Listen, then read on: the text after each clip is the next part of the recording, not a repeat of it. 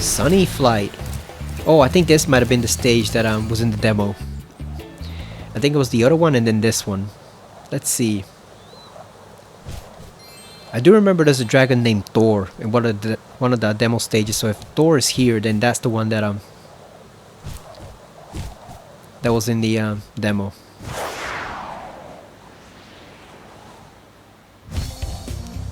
Oh no, this is a speedway. We don't want to do this crap. Are you kidding me? Hell no.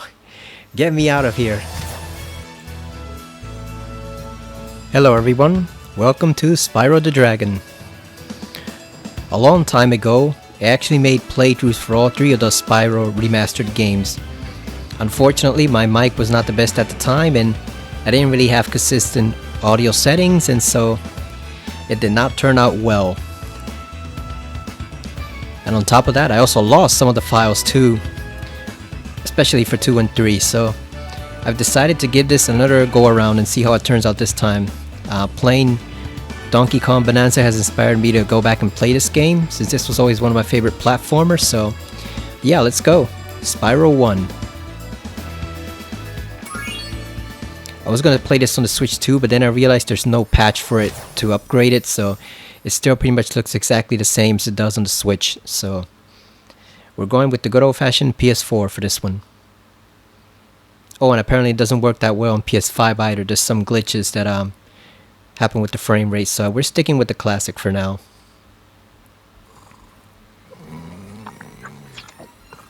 Okay, rolling. It's been peaceful here in the 5 worlds, or is it 6? For a dragon's age, we now have 12,000 treasure, or is it 14,000? What about this Ganasty Gnorc character? Now, I understand he's found a magic spell to turn gems into warriors for his cause. I'll take that question. Nasty Gnorc is a simple creature. Simple? He has been contained in a remote world and is no threat to the Dragon Kingdom. No threat? Besides, he is ugly. Ugly? That does it!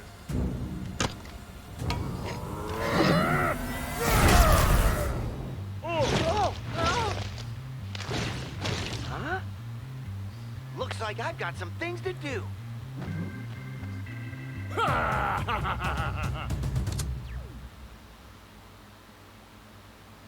You see how Spyro yeeted that lamb? Probably sent it 30 meters flying.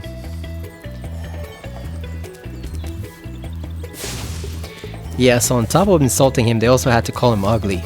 That was what did it. Rescued Nestor.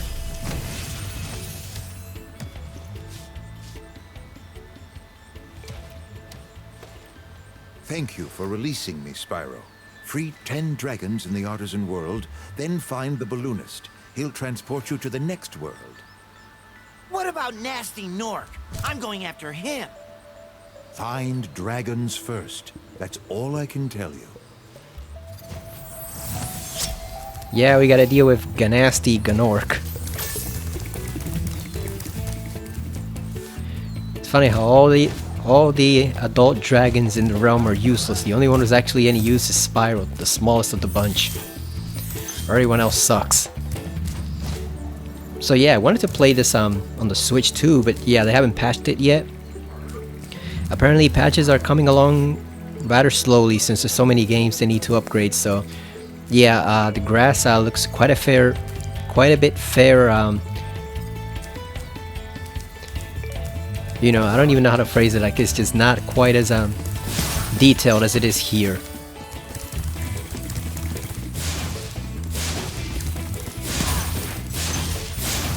And then like I said, PS5 version, there's something wrong with it that apparently they never patched. So something happens with the frame rate that renders the game rather difficult to play. So I decided to just do it on the regular PS4.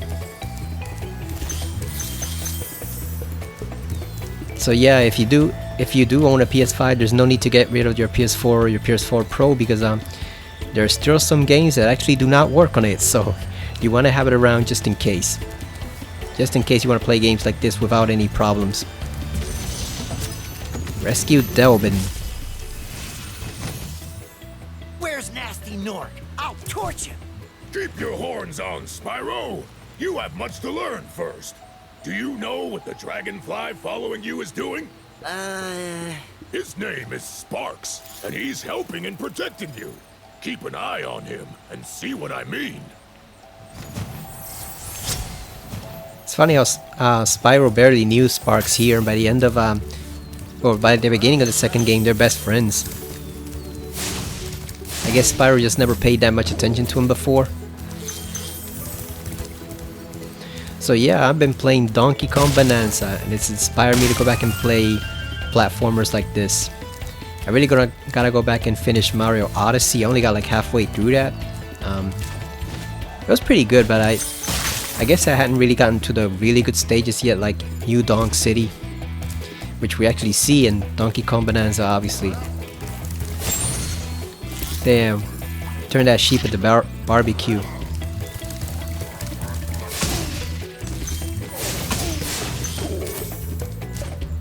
This game still looks pretty good.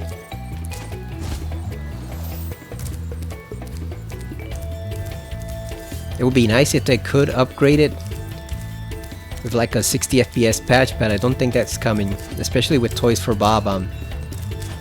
Thank God that Toys for Bob got out from under Microsoft, because they were about to get shut down. Even though the game sold like gangbusters, it sold pretty well, but they were still about to get shut down because Microsoft is full of idiots. But thankfully they became an independent company, and now they're working with Microsoft on some other project, which I think is probably Spyro 4, the official one, because they already said they're not doing Banjo-Kazooie. I don't think they have the clout yet to do an completely new IP, and it would make sense for Microsoft to have something like Spyro 4 first, because they just they've always been focused on shooters, and what that causes is basically a lot of people don't associate the Xbox with platformers or RPG or puzzle games. It's just all shooters, and that pretty much limits the audience for Xbox games. And now that they're trying to basically have it where everything is an Xbox. You can play Xbox games on anything pretty much. PS4, not PS4 but PS5, PC. It would make sense if maybe they started working on something like a Spyro 4 with Toys for Bob, and then PlayStation just got it after a while. But they haven't revealed any details, so who knows. Rescue Tomas. Hey, Spyro! Press the jump button twice to glide. And don't be afraid. Afraid? Of what? Falling from high mountain peaks? Plummeting into prehistoric glaciers? Oh, that.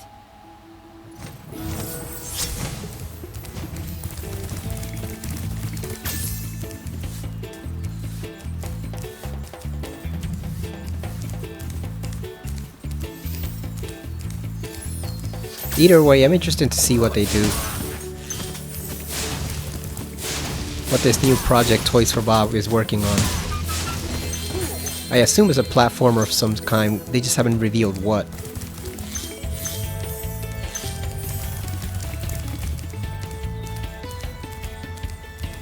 But I do wish platformers would make a full-blown comeback now that we have Donkey Kong Bananza, and I'm sure Nintendo's planning already the next Mario game, the next 3D Mario game. I just miss that type of game. You know, games like Ape Escape, that's the one Sony really needs.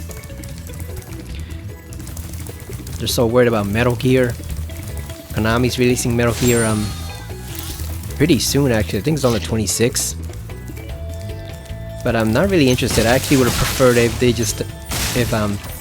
Sony would have focused more on a new Ape Escape game, because they have the Ape Escape minigame in that version of Metal Gear Solid Delta, but honestly I didn't really like that minigame compared to like the one in Ape Escape 3 Metal Gear Solid, where you play like a monkey Solid Snake. That was much better than the actual Snake versus Monkey minigame. So I would have preferred another Ape Escape game, or at least a remake of 2 or 3 over Metal Gear Solid Delta, but it is what it is. But hopefully platformers do pretty much make a return, specifically this type of platformer, a collectathon, which hasn't really been done in quite a while. Like Mario Odyssey is pretty much the only major one that had done it up until Donkey Kong Bananza recently, just now. We rescued Argus. Cool flash. Do that again. The artisan's boss is through a portal in the Dragon Mouth, but you are not yet ready, Spyro. First, you must complete one of the other artisan lands. He's eating watermelon. Where did he get that?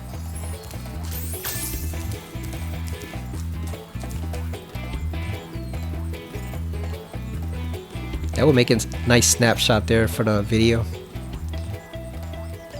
I like how well designed this game is, even back in the PS1 days.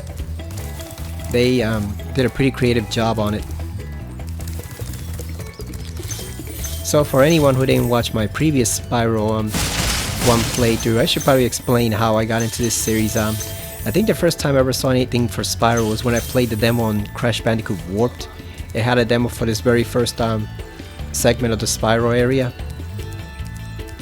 If you prove your worth by rescuing 10 dragons, then you may use this balloon to fly to a new world. Yeah, so the demo was pretty much this first area, and then it had 2 stages you could select from.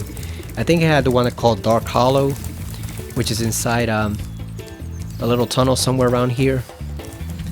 Yeah, it's inside here. Yeah, so it had Dark Hollow, and then it had where's the other stage? This one right over here. Stone Hill. Those are the first 2 stages that you could play in the demo on Crash Bandicoot Warped, and I was really taken by how great the game looked and how much fun it was. It was very different from Crash. Crash was linear levels. You're pretty much going either forward, backwards, or left or right, depending on whether it's a 2D or a semi 3D stage. Spyro was much different. It was much more open. It looked like what Mario 64 looked like. At the time I didn't have a Nintendo 64. I didn't get one for a long time, until pretty much like 10 years ago is when I finally got a Nintendo 64. So I never played those games before, but Spyro looked like Mario 64. And not having a Nintendo 64, I found that very appealing. So I played the demo and I loved it, and then eventually I got the first game, which is still one of the best games on the PS1. It still holds up. I think all 3 of them actually hold up pretty damn well. Spyro 1, 2, and 3. Although 3 is my favorite. 3 is the one I think is probably the height of the formula. It's the peak Spyro type of gameplay. That's where they perfected pretty much everything. I've heard people complain that there's too much collecting in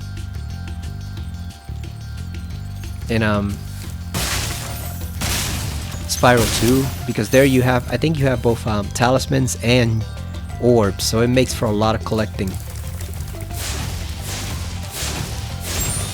And actually I just realized that this is not the stage that I thought it was.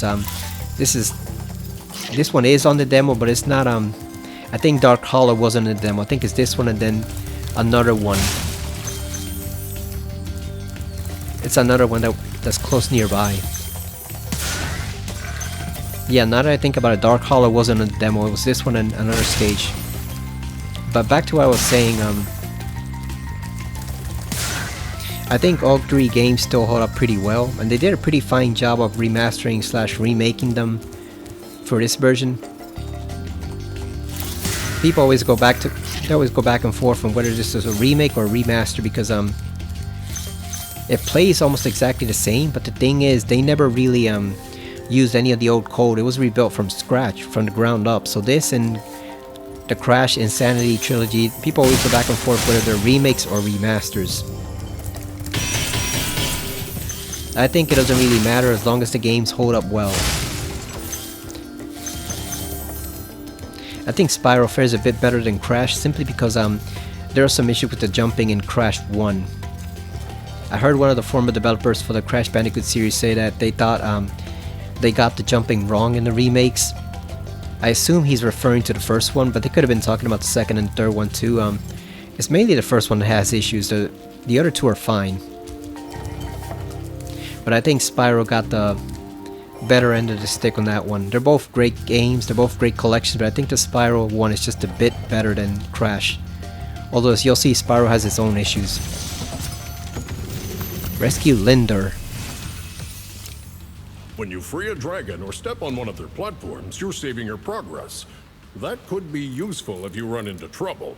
Not that you ever run into trouble, Spyro.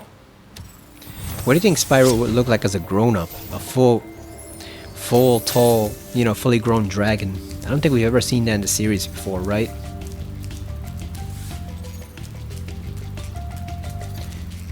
I probably would not be going for 100% completion in this. Unless it's unless we don't have to devote too much time to it. The key to this game though is that the speedway levels are full of BS, so you gotta be very, very patient with those. It is very easy to lose your temper, it's very easy to get frustrated with the speedway levels. So those demand patience, you gotta be patient once you get to those levels.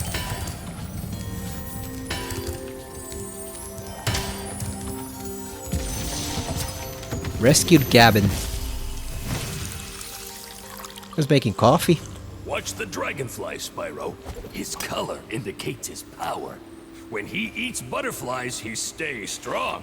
Like me. Sure. He's got a nose ring. Still find it funny that the guy who did the voice for the Taco Bell dog was the original voice of Spyro. Forgot his name. His first name is Carlos. I forgot what his last name is, but yeah, it's the Taco Bell dog. That's the guy who did the voice for the first version of Spyro. So it was pretty jarring when we heard the voice for Spyro 2, and he sounded completely different. Even though no time went by, it was like Spyro had grown like 2 or 3 years. He was much older. He sounded older. That was always kind of weird. It took a bit of adjusting to get used to that voice. They did a more consistent job here, where he sounds pretty similar throughout all 3 games. We rescued Astor. After you've freed all the dragons, pass through this fancy vortex thingamajigger. It'll take you back to the artisan home. But first, let me tell you a story. No thanks. See ya!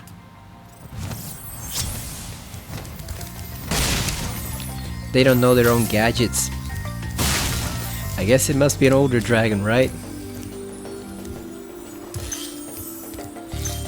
It is really easy to miss some of these gems lying around if you don't check the stage thoroughly. There's always keys or different little side areas or platforms just out of reach, or seemingly out of reach, that you have to check throughout the stage. Also, what impressed me about this game on the PS1 was how massive it was. You know, we all know that PS1 is a very, very limited system. You know, it's not exactly the most advanced console out there, even at the time. Obviously, the Nintendo 64 was more advanced in some ways. It just had issues with the cartridges. But it amazed me how big the levels were for a PS1 game. Because I was used to the linear levels of Crash Bandicoot 1 and 2 and 3.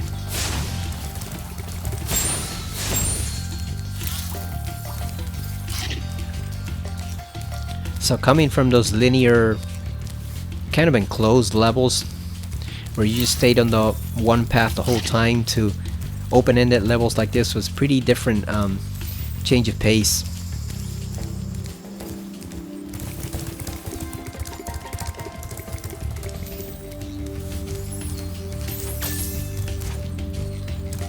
What's your favorite of the 3 Spyro games from the original series? Like I said, mine would probably be Spyro 3. I think that's the perfection of the Spyro formula. That's where it all works best. 1 is pretty fun for simplicity. You're just freeing the dragons and nothing else. 2, like I said, I like 2, but I've heard I've heard a couple people mention that there's too much stuff to find in 2. You know, it's one of those things like a collectathon. You have to be careful with how much stuff you put in for the players to find, because apparently that's an issue with Donkey Kong 64, which I'm going to try to play eventually sometime soon, now that I've played Bananza. Because I have it on the N64, I just have to hook it up. But I've heard that's an issue with that. There's so much stuff to find that game pretty much takes you like 50 hours to find everything in it. It's just way too huge, even for a next generation game at the time. Like it should not have been quite as huge as it was, and what happens is people kind of just get tired of tracking down all the different collectibles in that game. But I think the ones in the Spyro series, I think the one in the Spyro series aren't quite as bad. I think it's a pretty decent amount of stuff you can find, but some people don't like that you have to hunt down both talismans and orbs in the second game. Especially since some of those orb challenges can be really tricky. Some of them are quite challenging to complete, so I can understand why some people might not gel with them. And then in Spyro 3, you're chasing down the dragon egg, so you got a whole bunch of different challenges, but they're all dragon eggs. There's nothing else to find, so it's just that and gems. So I can understand how they tried to balance it a bit more with that game. Like I said, I think 3 is the perfect one. We rescued Gildas. Spyro, my friend, how about a hint on gliding? You bet.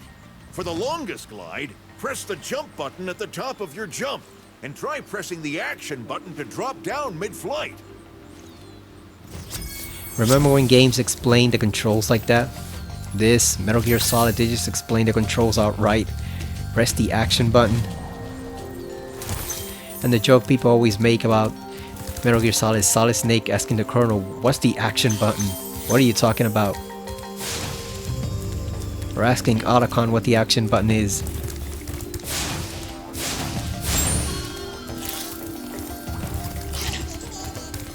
Oh, there we have the thieves. These appear in all 3 of the Spyro games.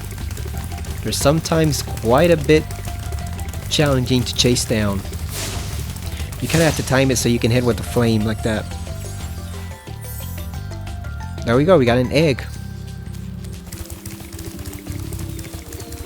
Oh yeah, I think you do have to find some, what is it, like 12 eggs maybe throughout the levels here. So it's not quite just grown dragons. You also have the eggs too, but it's not as many as the orbs in Spyro 2. Like I said, I like doing the orb challenges in Spyro 2, but I can understand how they might be a bit much for some people, because you have a bunch of those and you have a bunch of talismans too. So like I said, it's a very fine balance with collectathons. But I think it works overall much better than a lot of other imitators that tried. Because we got a lot of Crash and Spyro imitators, didn't we? We had Ty the Tasmanian Tiger. We had what is it, Ka the Kangaroo? I've seen that game on PSN. I should probably try it sometimes when it's cheap. Obviously we had Croc, which wasn't quite a Spyro imitator. That was a Yoshi game. That was this company was developing a Yoshi game, and Nintendo did not go for it, so they took that Yoshi game and they converted it into Croc. All things considered, I think it probably worked out for the best, because playing that game, it's pretty decent, but aside from the main character being green and being a lizard type character, I can't really imagine it being a Yoshi game. It's too different in some respects, you know. Like, I guess I can see the platforming, but the way the levels are sculpted, like the way it is, like it doesn't really seem like something that would fit the Yoshi aesthetic. I can kind of see why Nintendo turned them down. And they were like, oh, we're not really sure about this one, guys.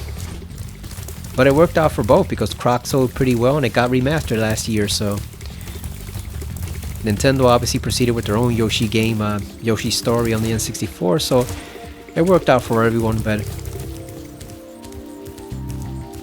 in some way, I would have liked to see how that Yoshi game would have ended up.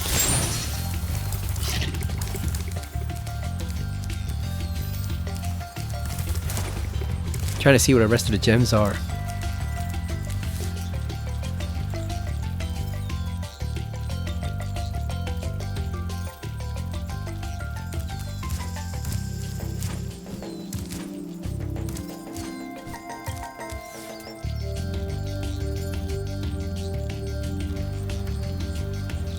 There it is, we found one. Got 2 and 3. Okay, so it's only 3, we still got a ton more. One thing I also like about this game, and the Spyro games in general, is that it's very mellow. It's a very mellow game to play. It's kind of like Donkey Kong Bananza recently. It's not really a game that stresses you out except in a couple select parts. There are some enemies and areas in Donkey Kong that are a bit frustrating, but you get that as part of the challenge. The same thing with Spyro. It's a very mellow game, something you can just play to relax and talk to people if you're streaming, or just to decompress if you're playing it by yourself. We gotta go put that key. I think it was down below, right? Here it is. Give those gems. I always love collecting the gems in the games. That's part of my favorite parts of the game. Especially when you get to the bonus level at the end. Once you completed everything, and there's just a ton of gems just lying around everywhere. And you get to set off fireworks and do all sorts of stuff to get more.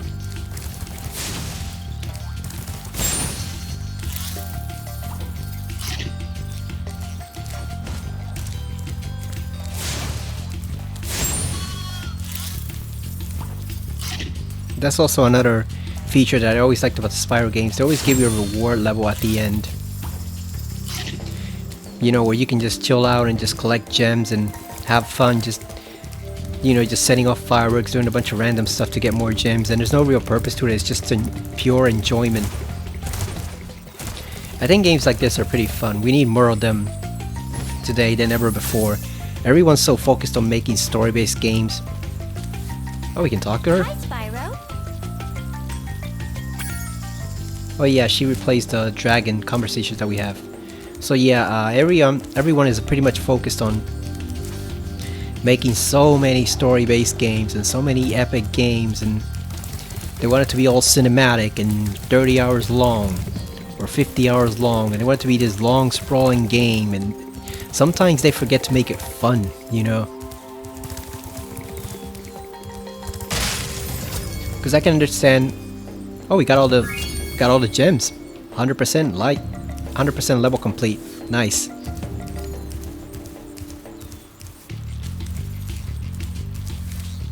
But like I was saying, sometimes they forget to make these games fun. I'm not gonna name too many specific examples, but like a game that, like, take The Last of Us 2. I know that's a controversial game, but regardless of what you think of the actual story, when I played that game, like, it's just I've never been a huge fan of that story in general. The TV show was alright, like, it's probably had one of the best episodes of television ever. Probably in the past 50 years. Episode 3, that was pretty good, but I've never been a huge fan of that Last of Us story. And so the gameplay is key to keeping you interested, because the story is fine and all, but at the same time, if the game's not fun to play, what's the point, you know?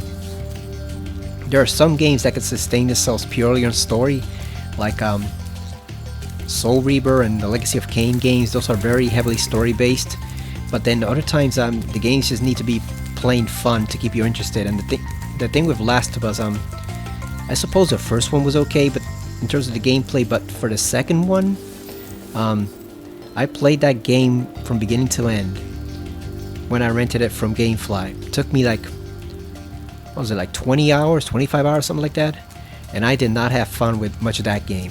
It's just the story pissed me off in some ways, not because of what happened, but because of how stupid every character was. You know, it was at the time, it was kind of frustrating when the Game Awards were coming around to hear everybody praising this brilliantly written game, and oh my god, Neil Druckmann he's a maestro, he's an auteur, and the game is a masterpiece. And it's like, dude, I've been watching movies and playing story-based games for a very long time, and I easily spotted 10 plot holes you could drive a truck through in that script. Like, you couldn't have 1 or 2 more rounds of script polishing, you know, just to tidy things up? Like, really, Neo, it was that critical to get the game out that you couldn't have 1 or 2 rounds of them just polishing up the script and tightening up all those massive plot holes you put in the way? Come on, man. But that would have been an issue if the game was actually fun. If the game was a blast to play, would have been fine. Like, it wouldn't have been my favorite game, but I would have kept it in my collection instead of sending it back to GameFly. And no, it just was not fun to play. It felt tedious at times, you know. They tried to pull that whole, your enemies are human too. You gotta feel bad about killing them, and you gotta feel awful that Ellie's doing this, or vice versa, that Abby's doing this. And it's like, they're not even giving you the option to play non-lethally. So what the hell are you talking about, Neo? Like, Neo wants us to feel bad for killing the enemies, but he's not giving us any option. You know what games like Batman and Metal Gear Solid do? You know what games like that do that actually allow you to have a choice? They let you play the games non-lethally. You know, they let you have a choice. Do you kill the enemies or not? And that's how... Well, Batman doesn't kill, but you get my point. Like, it would be so easy to kill someone as Batman, but he doesn't. But at the same time, you can choose how brutal you are with the enemies there. You can beat them to a pulp, or you can just tranquilize them. You know, you can just grab them from behind and put them to sleep with a chokehold. They just go to sleep, don't feel anything. And then obviously with Metal Gear, you can play the whole game without killing anyone. That was actually the whole point of Foxhound in the story universe. One of the points of Foxhound is that there's this highly elite, very capable soldiers, but at the same time they're also sneaking experts, so they don't have to kill a whole bunch of dudes. They can just they can sneak their way past bases and things like that. You know, they can infiltrate bases without going in there and murdering everyone. That's one of the advantages to using Foxhound over a conventional, you know, regular military unit. And the thing is, you don't have that choice in the Last of Us game. The only choice you have is to kill. That's it. Like, I guess if you want to fight hand to hand, but come on, nobody's gonna fight hand to hand when you're facing guys that armed with shotguns and assault rifles. Nobody's gonna do that. You know, nobody's gonna be that stupid to try to fight those guys hand to hand. So you pretty much have no non-lethal choices, but yet the game director wants you to feel bad about using lethal choices. Like, dude, what are you supposed to do? Not play the game? I guess that's the way we avoid the guilt, right? We just don't play the game. Period. We don't play it. There's a hidden stage here. You gotta tap the musical notes in the right order without touching the water. There you go. Sunny Flight. Oh, I think this might have been the stage that was in the demo. I think it was the other one and then this one. Let's see. I do remember there's a dragon named Thor in one of the demo stages. So if Thor is here, then that's the one that was in the demo.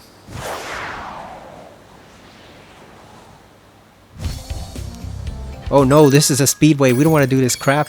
Are you kidding me? Hell no. Get me out of here. That's the speedway. That's BS Central. I don't want to do that.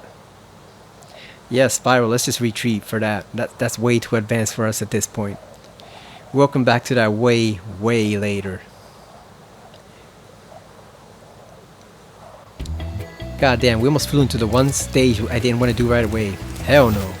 We're saving those things for last. But back to what I was saying, yeah, you gotta make the game fun. Like I said, I had my issue with the plot holes in the story, but if the game had been fun, I would have been able to excuse it and would have been like, oh well, it's just another game, right? It's a decent action game. But it's just like, when you don't make games fun, the story takes a hit also. I mean, that's one issue with Soul Reaper too, the fact that even though the story is masterful, the gameplay wasn't as fun as it was in the original, so that's one issue that people had with it, and it was a major issue at the time too. Oh, Town Square, and I remember that's the stage that's in the demo, Town Square. I remember now, because I think that is where you find Thor. By the way, the dragon that was here is Tomas, not Thomas. People make that error sometimes, but it's Tomas, because you see there's no H in the name. And I learned how to pronounce that from Mortal Kombat Conquest, where there was a character named Tomas, who was supposed to be an ally of Kung Lao. And spoilers for like the 30-year-old show or 27-year-old show, whatever. Spoilers, but he gets killed at the end because Outworld basically sends Reptile to trick the people in the town into thinking that he's killing a bunch of women, and so Kung Lao falls for it, as he obviously does because he's human and humans are basically stupid, and he falls for it and he basically defeats Tomas in a very hard fought battle because Tomas was basically his equal, more or less.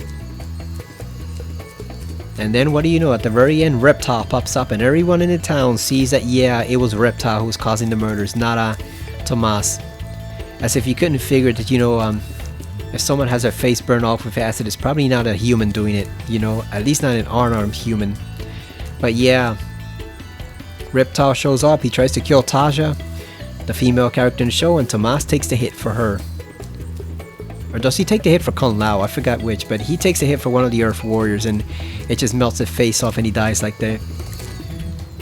But his name was always Tomas. And I wasn't using subtitles at the time when I watched it as a kid, so I wonder why they call him Tomas? Why not Thomas? It's because there's no H in the name. Like that dragon here, it's just Tomas, T-O-M-A-S.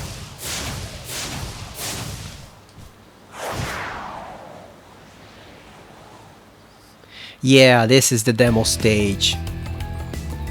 Because I think the way they did it was that you could see Dark Hollow in the demo, but you couldn't enter it. You can only enter this one and the other one we did first. Yeah, I remember because this one has the bowls. This is the stage that we had in the demo from Crash Warped.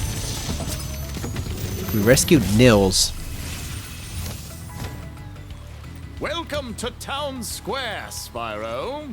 Begin exploring by gliding to that area with the bulls. Use the right stick to get a good look. That's a French dragon. Look at his mustache. And he's doing a sculpture too. So is that a French or maybe Italian? He's one of those. Let's kill that bull. They ain't shit. Look at that. Spyro can just ram them. They're no match for a dragon. Let's fry the chickens too. Because why not? We torch everything. Spyro's a menace. It's a menace to society. Except when they're relying on him to save everyone, which is usually all the time.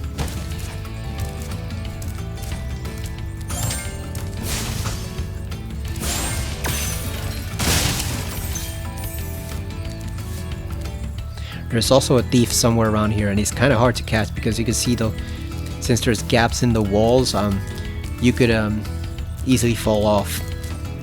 But yeah, I remember now with the walls and everything, this is a stage in the demo.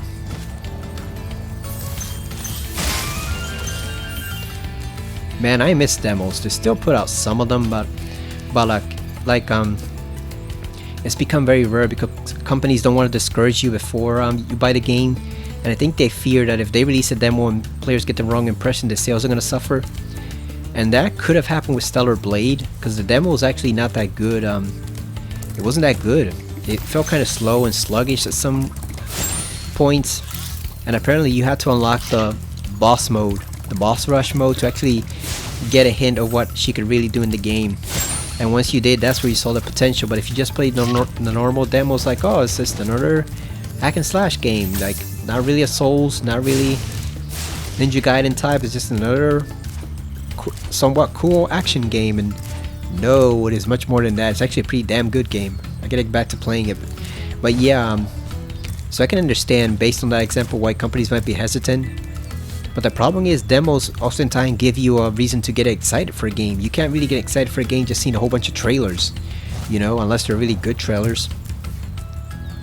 That was what got me excited for Kirby and the Forgotten Land on the Switch. Nintendo put out a pretty damn good demo. That was basically one of the first stages and the boss.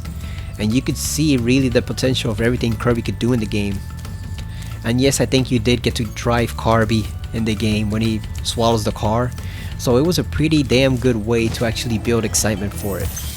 But too many games don't do that. And then we had the opposite example with Resident Evil 3 Remake, where they put out a demo and I thought, oh, it's pretty good. This actually looks pretty promising. And then we realized that it was actually 1/3 of the game and the game was 4 hours long. And I was like, you SOBs, you sons of biatches. Like, you gave us 1/3 of the game in a demo. Like, what the hell, Capcom? Got Devlin. Oh, he's a fat guy. Spyro. I had the worst itch on the tip of my wing. Did you know that you get your longest glides by pressing the jump button at the very top of your jump? We did, Chef Dragon. Made him a whole cake and everything. Said thanks Spyro on it.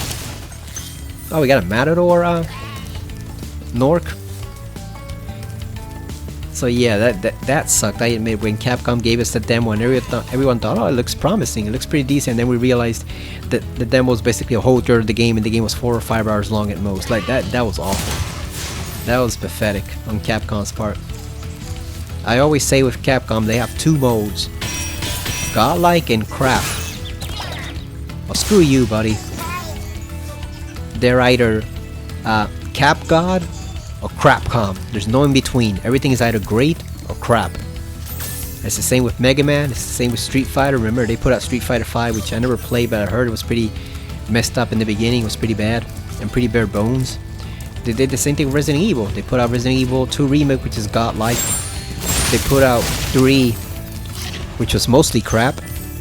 Although Carlos got a pretty good upgrade. That's pretty much the only good thing about the game. Carlos and how juicy Jill looked. She looked like a snack in that game. God damn, these bulls are making trouble. Gotta go find some more chickens. Yeah, Jill looks like a snack in that game, not gonna lie. People are complaining that it wasn't the same actress as before, Julia Boff. I was like, dude, who cares? She looks like a freaking supermodel in that game. What the hell, like, be thankful for your blessings, you know. Then Julia Boff is not going to be able to do the motion capture forever. You know, I thought she looked great. Carlos was obviously a huge upgrade over that, but the rest of the game, nah. It was it's mediocre at best and downright horrid at worst. Especially in Nightmare mode. That thing was awful BS. Nightmare mode and Inferno mode, those 2 modes of the game are literally unplayable. Like, literally, you cannot play that crap and not lose your mind. I think we're almost done with this stage. That bull is trapped up there. Rescued Alvar. It's got barbecue. Spyro, did you see a man dressed in blue running around here? He's a thief, and he's stolen a dragon egg. You've got to track him down and get that egg. Run, run! Is that a breath? I'm getting a little winded.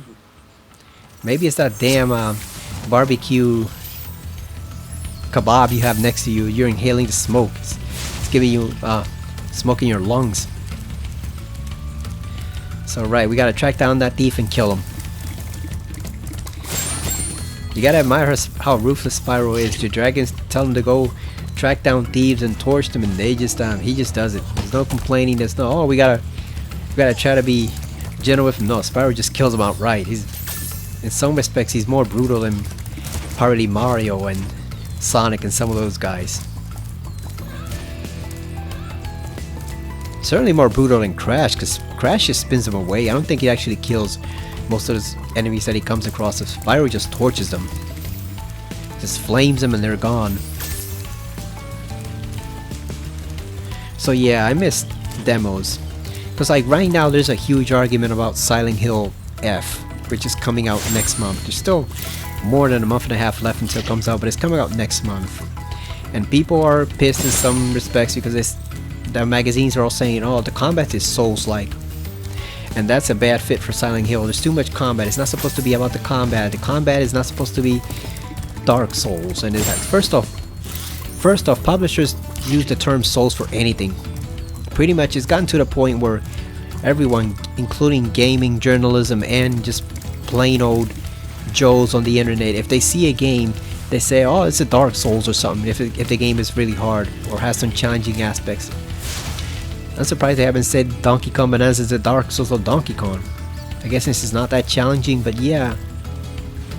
They say everything is a Dark Souls or something, so that doesn't necessarily mean something on its own. Whenever you call a game a Souls-like, it's like It basically means it's hard.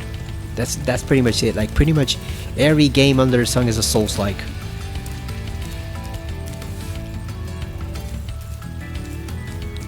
It wasn't Astro Pop. There was some game that was released like in the past 2 or 3 years. I think it might have been Crash 4 that they said, oh, it's the Souls-like of Crash Bandicoot. It's like, it's not a Souls-like. You freaking morons. It's just hard.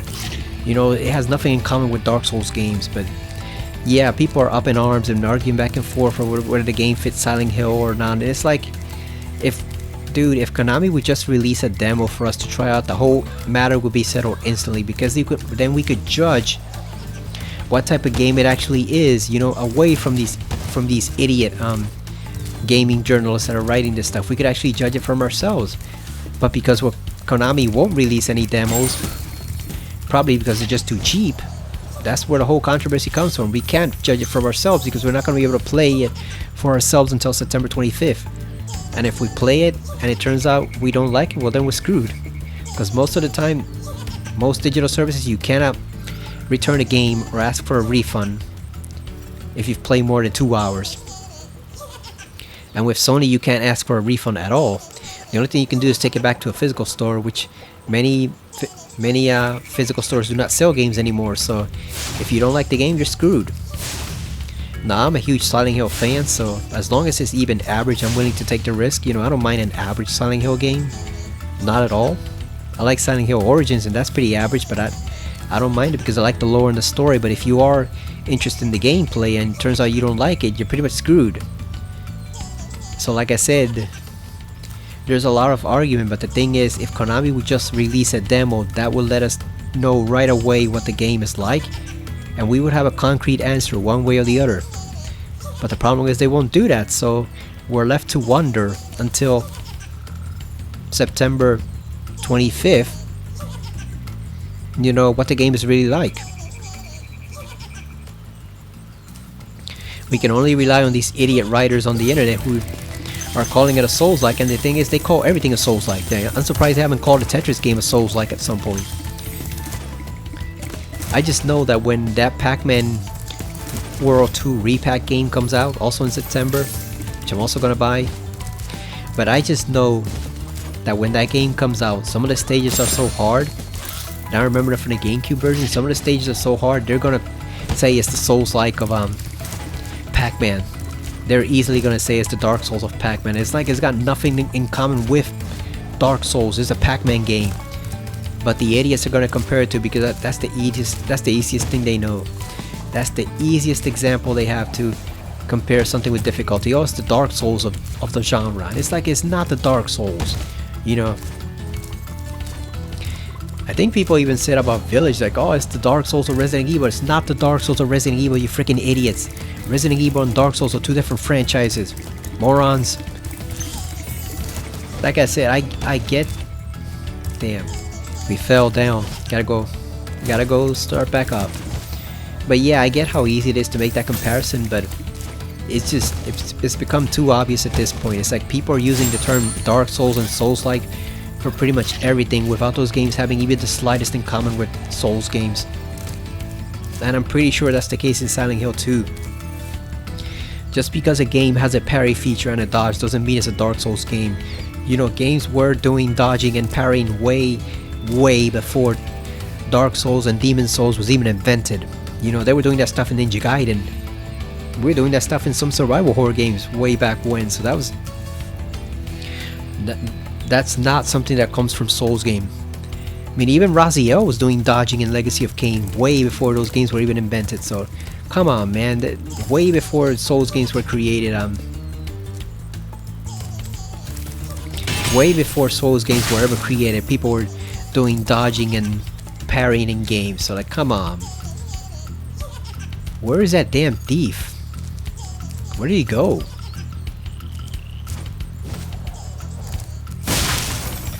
Where is that fool? I hear him taunting Spyro, but I don't... Oh, he's down there. That SOB. Come here, you jackass. Gotcha. You can't run your way from that, can you? You dumbass. Got barbecued. So yeah, the point I'm trying to make is if Konami would just release a little half-hour demo the way Capcom does or Nintendo does for a couple of their games. Like the whole issue would be settled instantly. We would know immediately what type of game it is. But of course they won't do that. And in this case, like I said, I think it may be both. I think it's one, Konami's just too cheap. They're a very cheap set of bastards in general. You know, they do not like to spend money on anything unless it's absolutely necessary.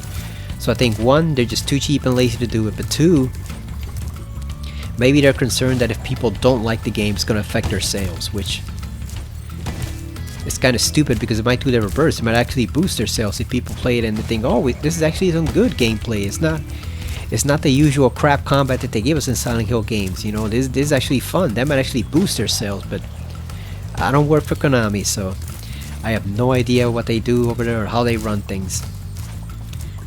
I know Kojima thought they sucked, obviously after what they did to him, but I don't know what the current employees think of Konami right now. But yeah, the whole issue would literally be settled in 5 minutes if they just released a demo, and they won't do it. And Delta, like I said, I'm not excited about Metal Gear Solid Delta at all. It's basically just a reskinned Metal Gear Solid 3 with some fancy new additions in some cases, but that's pretty much it. But again, maybe if they would release a demo for Delta, I'd actually get pretty excited about it, which I'm definitely am not right now. So that's costing them a sale, because I could go out and pay $70 for that game if I were really excited about it, and I'm not. So right now they're losing a sale from me, because I'm not gonna get that game until it's 25 or until it's 40, and then use some gift cards to bring it down to 25. So that's money they could be making that they're missing out on by not releasing a demo to get us excited about it. That's just my opinion. So like I said, I miss gameplay demos. I think they were a pretty cool feature of gaming early on in the PlayStation and Sega Saturn and Nintendo 64 days, and I'm kind of sad that they don't exist anymore in you know, that large of a presence. I guess they don't have a large presence anymore. You get occasionally a fine demo, but it's not widespread. Not everybody feels the need to do one, and in fact most developers don't feel compelled to do any demos whatsoever. Or if they do it for journalists. There we go, we rescued Thor. Thank you for releasing me, Spyro. You can always check your progress by accessing the guidebook through the pause menu. I always found that funny. You see Thor, and I'm expecting this big, muscular, tough-sounding dragon. He's supposed to sound strong. You know, he's supposed to sound tough. He's supposed to be a strong dragon. And instead he sounds like a little old man. That always got me in the game. It's like he's 85 or something in dragon years. You know, I saw the name Thor back when I was a kid, and I thought, oh, he's gonna sound strong. And no, it's a little old man basically pouring water from a vase or a jug. That's always funny.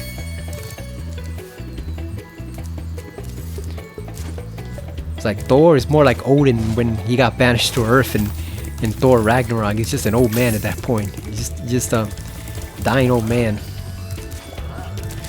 Okay, so I think there's only one more level left. I think we have Dark Hollow and then we have the boss. Let's kill these Norks just for being in the way. They kind of remind me of the Kremlings from the Donkey Kong series.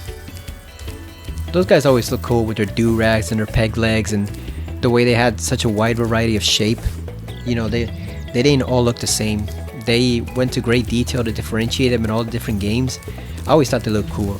The Kremlings one was my favorite of the bosses of the my favorite enemies of the Donkey Kong series. I understand why they took a break from them when they did the new ones on the I was gonna say the Switch, but it was the Wii and the Wii U. I can understand why they took a break from them, but they were always my favorite.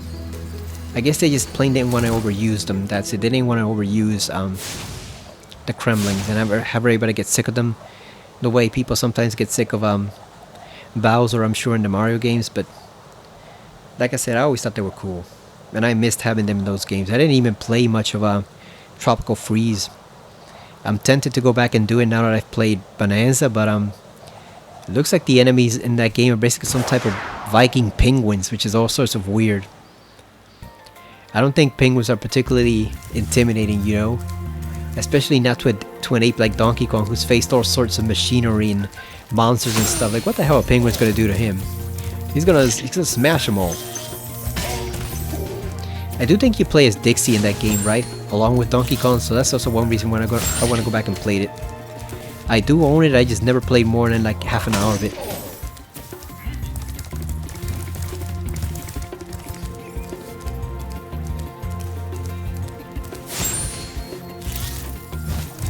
I think I'm gonna do this stage and then do the boss, and that'll be it for the recording. I don't want to spend a lot of videos doing this because that was the way I tried to do it before. I basically tried to do it like 1 or 2 stages per video, and it just got really tedious after a while because there's just so many stages in the game. It's like trying to do, you know, videos for Crash Bandicoot stage by stage. Unless you're doing a stage by stage walkthrough, it's insane because there's like 40 levels in that game. Or like 32 at least in the first one, so we're trying to cover as much of a world as we can in every video for Spyro. Got Alban. Oh, it's you. I wasn't sure if you'd escape those annoying little creatures. Of course they wouldn't bother me, but here's a hint. Their metal armor is fireproof, but a charge attack will take care of them. Got it. Gymnastic dude. He was standing on his tail there. So we need a key for that treasure chest. I like the bookcases here. I'm guessing if this were redone in a modern game, you could probably destroy all those bookcases and just flame them. So the small ones have shields, but the big guys don't. And you can just charge the small ones. Remember to light these fires because they'll give you something later on, I think over here. Are there any more piles? There are not, but they will give you, I think it's either a key or a bunch of gems. I forgot which, but they will give you something if you light them all. Let's go down here. Got this guy. You basically gotta flame him from behind. You gotta flame his ass. Get him in the butt with the flame. He's too heavily armored from in front. So just flame that booty. Spyro, what are you doing? Damn, he turned around. I think when he comes back over here, turns around, that's when we can get him. Got him. He just collapsed. It's like, oof.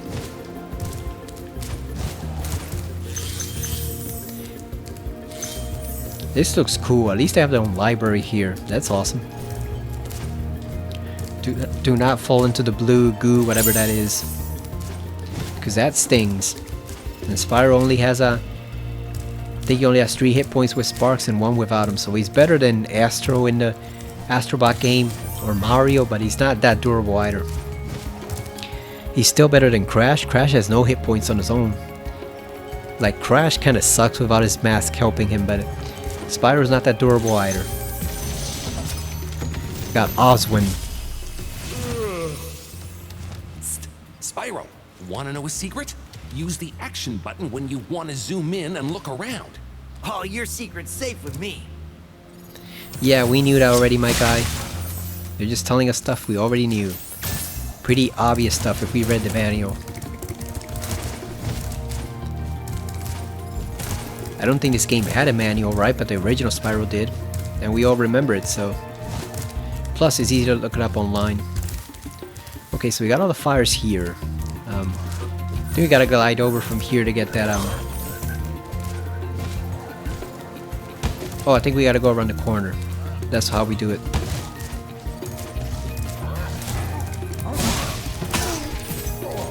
You know what bugs me too about demos? Also, while we're on the subject of demos, Tormented Souls put out a game demo finally, for a while.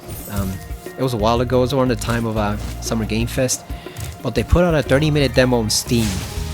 And that's a game I've been wanting to play I've eagerly been looking forward to that game, even though it was delayed a couple times. And they finally put out a demo, and it's Steam only. You cannot play that demo on PS5. It's like, what the hell? Come on, man. I get that they're a small developer, but like, couldn't Sony help them out just a tad to give us a demo?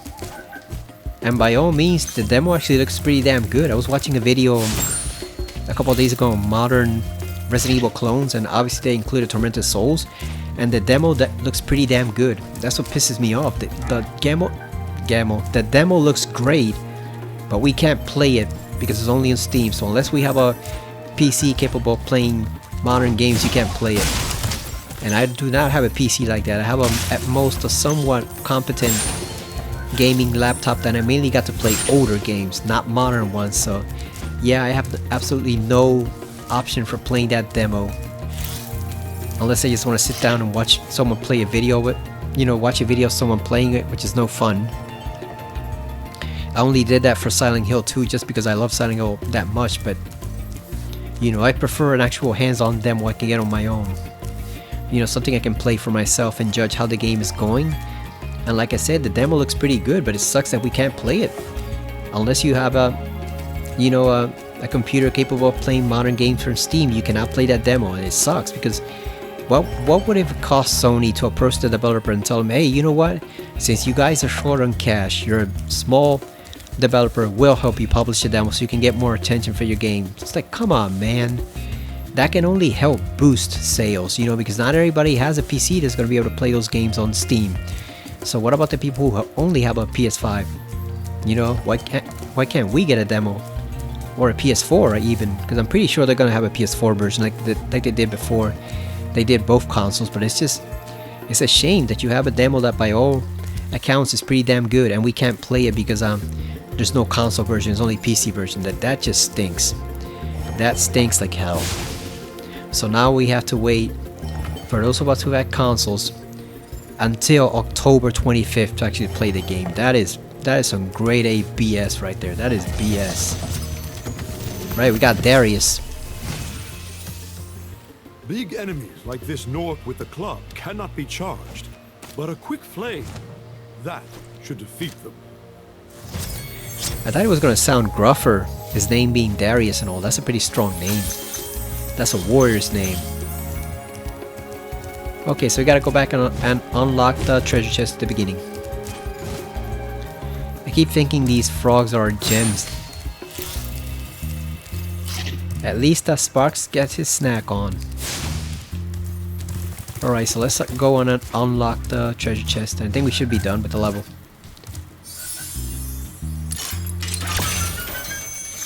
That is one thing about the Spyro game, especially the first one. They're done pretty quick. Like there are some things to collect in the levels, but by and large you can actually beat these levels pretty easily. So like I said, this is a very chill, very mellow game for you to play if you want to unwind and just relax. There's not much effort put into it, but it's still fun. And it's not dumbed down like the modern Yoshi games are, to the point where it's no longer even fun. Because they basically make those games for 6-year-old. Like the last one, Yoshi's Woolly World was kind of decent. Then the last one was it Yoshi's, I don't even remember, wasn't Yoshi's Woven World? Fabric World? I don't remember what the name is, but the one where he looks like he's made out of cardboard. Oh, Yoshi's Crafted World. That game is so easy, it's literally not fun. It's just, there's no challenge in it at all. And I get that it's made for kids, but it's like Donkey Kong's also made primarily for kids, but it also has some pretty good challenges for adults too. Nintendo games should be games that kids of all ages can enjoy, and Yoshi's one of the most popular characters they have. Like, I think it's probably what, like Mario from the Mario series. It's probably Mario, Bowser, and then Yoshi's the third most popular. Because a lot of people don't care about Luigi at all, or Princess Peach. It's Mario, Bowser, and Yoshi. So if they're gonna give a big game, at least make them a decent one. Because I love Yoshi, but that game was not good. And it was not good in the sense it wasn't horribly crafted or anything, pardon the pun, but it's just way too easy. Like, the game almost literally plays itself, and it's like, man, Yoshi deserves better than this. He deserves way better than this. At least make it a little challenging, like the older ones were. So Spyro is pretty easy, but at the same time, there are a couple challenges here and there that make the game fun. You know, it is possible to look at it moving. Almost looks like a purple chihuahua with that little stroll there. But like I was saying, it is possible to make a game so easy that it's not fun anymore. Thankfully, the new Donkey Kong avoided that, and Mario's been pretty good at avoiding that throughout his whole career, basically. But Yoshi has he's fallen victim to it a couple of times. I think that was the main issue people had with Yoshi's story in the Nintendo 64 too. It was only like 6 somewhat long levels, but then the whole game only took you like a couple hours, and it was pretty easy overall. Like, I remember the GameFAQs review saying that game was made for babies, and they might have a point there. And Yoshi does sound like a baby in that game, which further sells the whole issue of the game pretty much being meant for way younger kids, which doesn't really make sense because it's adults buying the N64 for their children, so of course they're gonna want to play it too. Come on, man, it's a Mario game or a Mario spin-off, but they just made that game way too easy. So you notice we got 17 lives at the top. Once you stop collecting gems, like once you've beaten a new enemy, from then on he'll drop those orbs that you can collect, and once you collect a certain number of it, once you complete the circle, you get extra lives. And that's how you get lives in this game. You gotta flame the enemies that you've already killed before, and they'll drop orbs this time instead of gems, and that's how you get lives in the game. Alright, we got one more level left, so let's get to it. Here we go. This is one of my favorite bosses ever in a platformer, not because he's difficult or anything, but because of what he is, and you'll see pretty soon. Like Toasty, I love this guy, just because of what he is. You'll see what I mean when you see him, but it's pretty funny. He is not at all what he seems. You think he's this powerful wizard, and oh no, he is way far from that. Confronting Toasty. Oh yeah, we're gonna toast his ass pretty soon. Did anyone ever play Spyro Enter the Dragonfly? I wanted to like that game, but you could tell it was not crafted with the love and care that the team put into the original 3 Spyro games. The new team that took over, they tried their best to imitate it, and they had the look of the Spyro games, they had the feel of it, but it just did not work. There we go. That's not Toasty. I think that's one of his minions. He's got a dog too. He's got a sheepdog. But yeah, that game, it had its issues, and it had some horrible loading times, which is a huge problem because that game was mainly on 2 consoles. It was on the PS2 and it was in the GameCube. And the problem is the PS2 looked better, had better frame rate, but it had horrible loading times. You literally had to wait a full minute or even 2 or 4 minutes in some cases for stages to load. The GameCube version had much better loading times, but then the problem is, despite those loading times being only 30 seconds, the frame rate was crap at times. It just did not maintain a steady frame rate at all. So you had issues with both of them, and it was pretty much you had to pick your poison. Do you want the game to perform better and look better, or but have horrible loading times, or do you want it to perform worse and kind of look worse? Ironically, since the GameCube is better than the PS2, but that GameCube game didn't look as good. So do you want it to look better and run better, or do you want it to have better loading times but have it look and run like crap? That's basically the choice you face. So that game did not have nearly as much effort put into it. It was not good.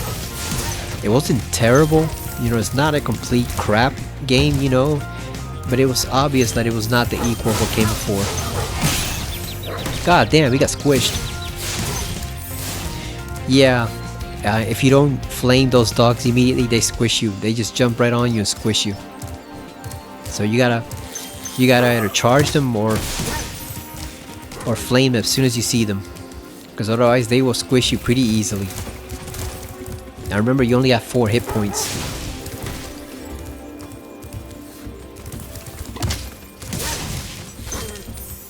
Yeah, and charging them does nothing apparently, so you gotta flame them. Alright, this guy's got paintings on the wall, so he's pretty fancy. Oh yeah, you have to flame them 2 times to kill him.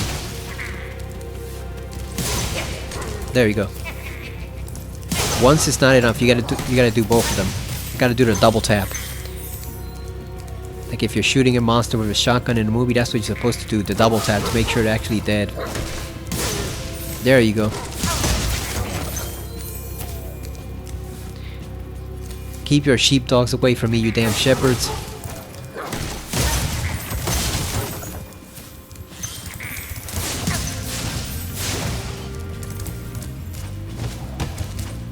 So there are some gems out here. There we go. There's a side path around it. Yeah, so what you want... God damn. What you want to do is hit them once, back away as quickly as you can so that they don't hit you, and then hit them again. God damn it.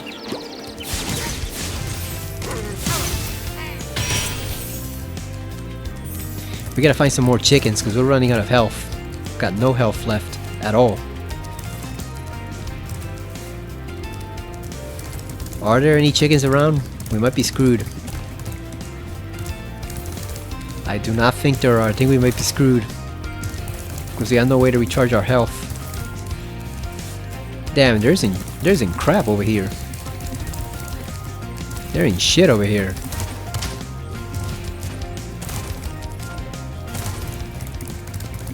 Let's go release that dragon. Maybe he'll have some fauna nearby that we can torch for health. We rescued Nevin.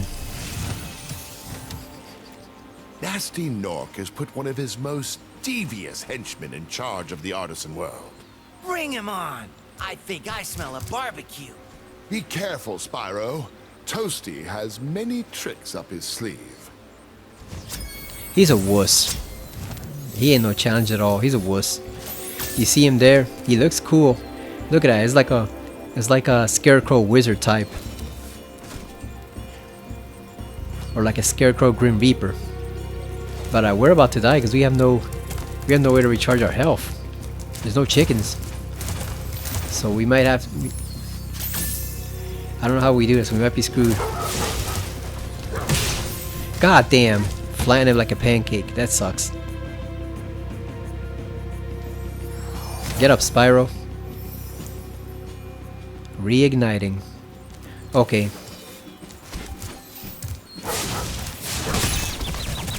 God damn. God damn, stupid dog.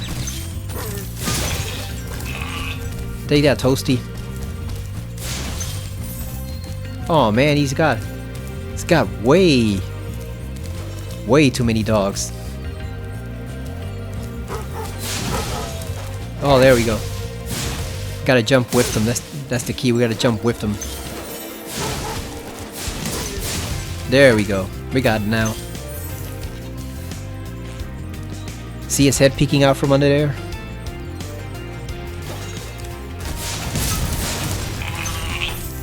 Look at that, it's a sheep on stilts. It's a lamb on stilts.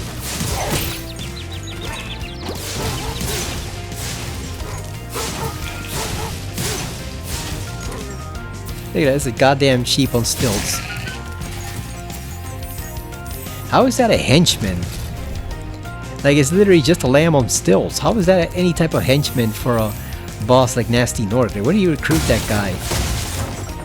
Was that just literally the smartest sheep he could find? Or the smartest lamb he could find in the entire artisan world? Just that one lamb on stilts that somehow knew how to wield a scythe? That was the best he could find, I guess, on short notice. He just pointed at a group of lamb or sheep and just told them, "You there, which one to use the smartest?" And he just paid him some gems to recruit him.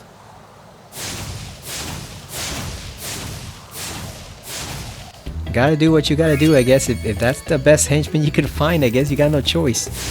There we go. Let's kill some more sheep just to get revenge for all that BS in there. And we're gonna hit this guy too. And let's hit this guy with the sack. Yeah, go on a revenge tour, Spyro. See, we got more of those orbs, so now we can get back our life that we lost. That was my fault though. I forgot that the strategy was to flame them and jump with them. That way they can't squash you. Where is he going? Where are you going, buddy? Yeah, you basically have to jump with them, and I just completely forgot. Okay, so we do have the speedway, but like I said, I'm not going to do that because those levels are frustrating. So we're going to save those all the way to the very end, and then we'll do them all at once because those levels suck. Like, if there's one flaw of this game, and probably one flaw of the series in general, it's the speedway levels. Because remember what I told you that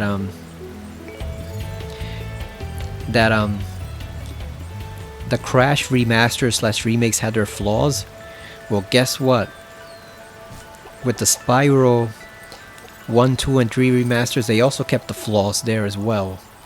And it's not so much of an issue in 2 and 3, but in Spyro 1 and 2, these speedway levels are hell sometimes. Like, they can be insanely frustrating.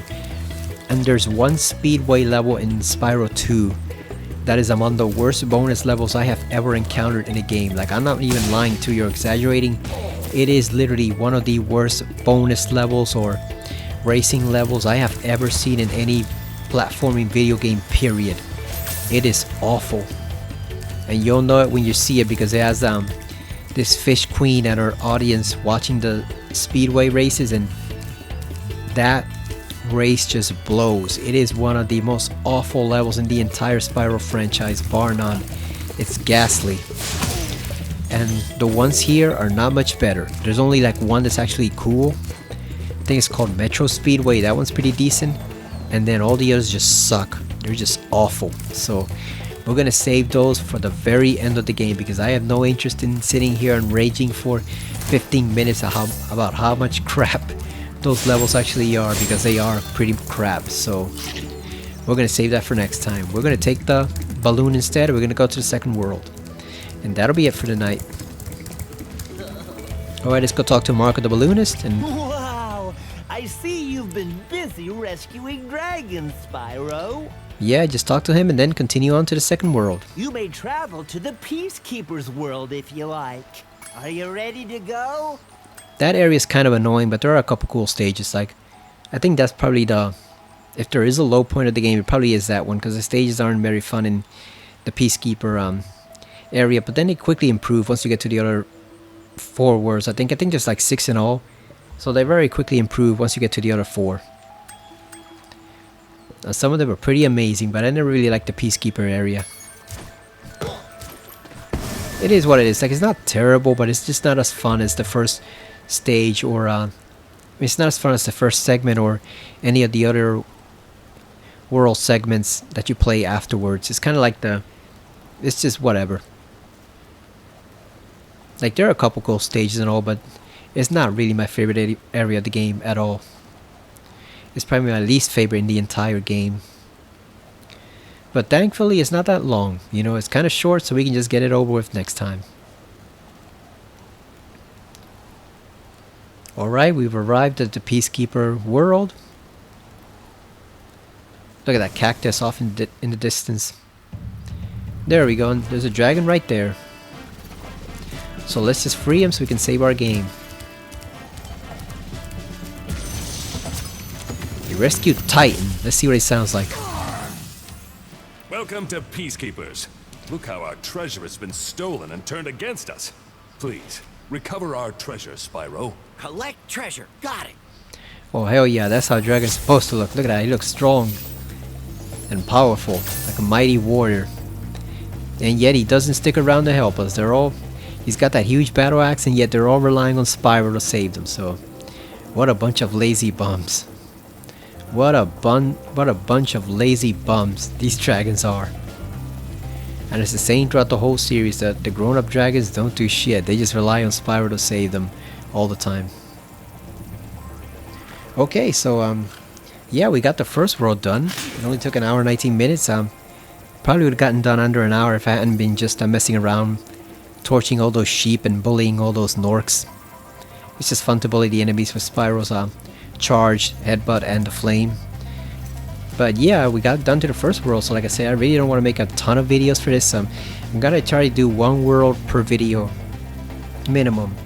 I probably might need 2 videos for a couple of the later worlds where you have a lot of stages and they're quite lengthy. Like the swamp stages in the game they're not bad at all, but they are long, so those areas I'll probably need 2 videos for because they're just kind of lengthy. But other than that, I want to keep it short and minimal. I guess I don't want it to be like the original, because I think in the original playthrough I had like 20 videos for that, because I tried to do them just 1 or 2 stages at a time, and it's like that doesn't really work. People just get tired of watching the videos one after another if there's so many of them, because you just see this endless list of videos, and I think people think, oh, I'm not gonna watch that. I'm not gonna watch 20 entries in a series, you know, for a Spyro game.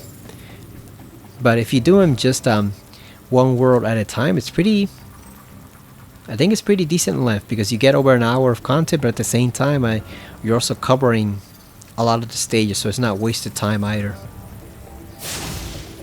But yeah, we did the Artisan world. Now we're gonna do the Peacekeeper world. Spyro almost acts like a little purple dog at times, doesn't he? Licking his paw, just shaking his little tail right there. That little walk he has right there, that little stride is like it's like a purple chihuahua with horns. That's what it reminds me of. Just a little purple chihuahua with dragon horns. That guy's coming after us, so let's give him what he wants. And he's dead. Don't mess with Spyro. So yeah, when we come back next time, I'm gonna tackle the Peacekeeper's world. And I forgot what the boss is in this area. I don't remember at all, so I'm sure we'll be pleasantly surprised, because I just do not remember at all what the boss is in this area. I remember a few of them. Like I said, Toasty I always remember because he sounds fun. It's just he looks cool, and then once you realize the trick behind it, it's just the sheep on stilts, then it becomes funny. So I always remember Toasty. I always remember that fight. And then I remember Jocks, which is kind of like this spring, not even a puppet, it's like this little imp creature on a spring that just jumps from platform to platform. He's kind of annoying because you kind of have to track him down over platforms that are kind of like pillars, so it's if you fall, it's very easy to misjudge the distance you need to jump in order to get to the next pillar. So he's kind of annoying. And then obviously we all remember Nasty North because he's the main villain of the game. But then other than that, there are a couple of bosses here and there that I don't remember at all what exactly they are. I think there is a wizard boss in the wizard area of the game, Wizard's Peak. I think there is a wizard boss in that area, but other than that, I do not remember what the boss is for the Peacekeeper world. And I don't remember what it is for this other world. It's like a castle setting. I don't remember that one either. I think that one might be Jacques, but I'm not really sure. So we'll find out next time what the boss for this area is. So this is a pretty fun game to play. Like I said, it's very chill, it's very mellow, very relaxing. So like if you like platformers and you want to have a non-stressful, you know, free time playing a video game, I definitely recommend Spyro. And I actually like remasters like this, or remakes where it just completely replaces the original game and there's no need to go back and play it. Because RE1 Remake did that for the original Resident Evil. It pretty much replaced it entirely, and there's literally no reason to go back and play that original version unless you just want to hear the god-awful dialogue in that game. That's the only reason. And maybe if you like the brighter settings. Other than that, there's no reason to go back and play it.